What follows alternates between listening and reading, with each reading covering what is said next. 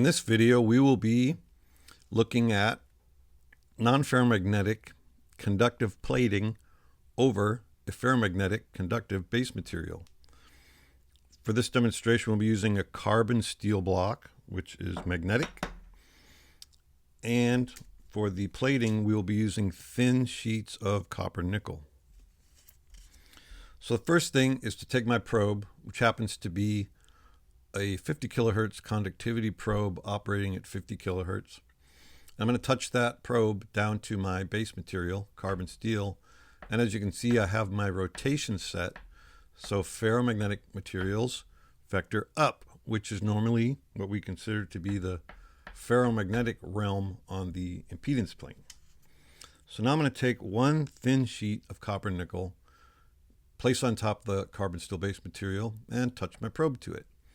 Now you can see the impedance trace is still vectored into the ferromagnetic realm, and that's because the bulk of the influence on my coil is still the carbon steel base material because there's more of it, and it's just a thin sheet of copper nickel.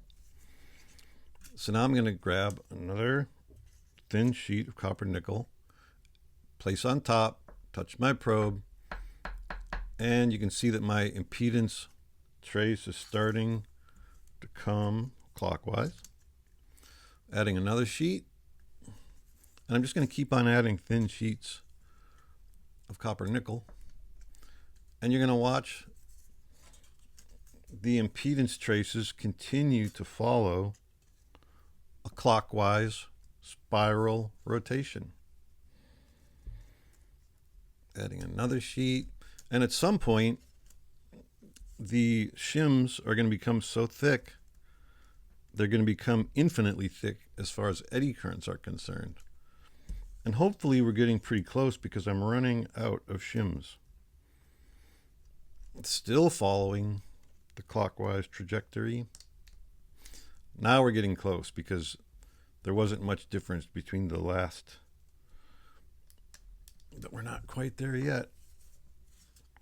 How many more do I have? Oh! All right. I only have one copper shim left. This is the last one. And I didn't see any change there. So that's the point at which our plating is infinitely thick. And if I add one more shim or 10 more shims, it's not going to make any difference. So we have reached the limitation of 50 kilohertz for this plating demonstration. End of video.